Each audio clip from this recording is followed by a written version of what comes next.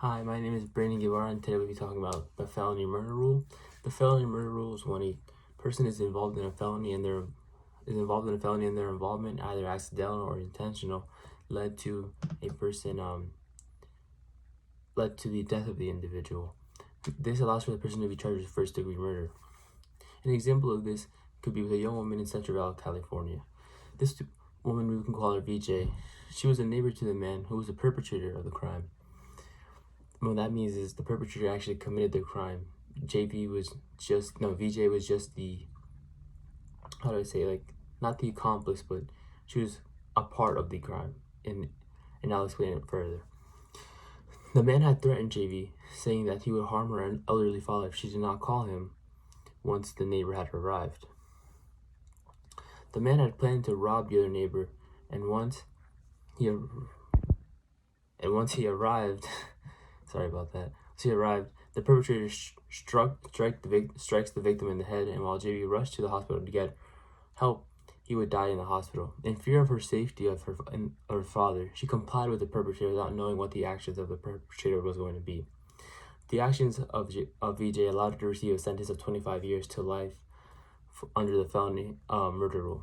And while VJ did not commit the crime intentionally, she was an accomplice technically because she did help out the perpetrator to kill the neighbor, even though VJ did not know what the neighbor was going to do to the other neighbor. Another example of this can be seen with someone named CB and his friend JM. They both rode their bike to do some local graffiti, and met a group of kids who had arrived and asked if they wanted to buy some marijuana. CB and JM said no, but later JM asked CB if he wanted to rob the kids for their marijuana since JM had a gun in his backpack. He decided to point their gun at the victim and demanded for the substance. However, the victim challenged him, and JV shot the victim, and they both fled the scene. While CM did not fire the shot, he was there and agreed on robbing the victim, which was the intent of the crime. While he did not know his friend was going to shoot the victim, his agreement in the crime would cause him to receive a life without parole sentence. And then since the victim did die because of his friend, this added another charge to him, because one, he agreed to rob the victims, and then secondly, his actions led to a cause, even though he did not directly shoot the victim. And should this law remain intact in the books? I believe that this law should not remain on the books. The process of felony murder completely excludes the prosecution of its duty to verify if there was an intent to murder, which is crucial in all crimes. It creates an unfair environment for the person charged, as they did not have the intent to commit the crime, and their mind was in another state of thinking that was not to commit a murder.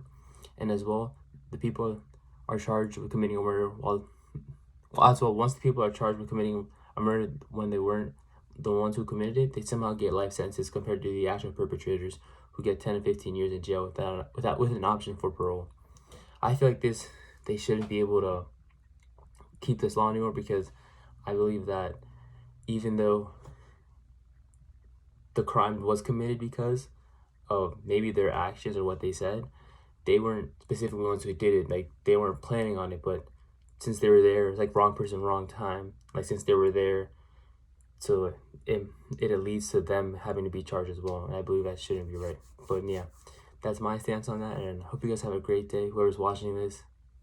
And yeah, if you made it to the end, you can leave a F in the chat if you made it to the end. So have a great day, guys. Bye.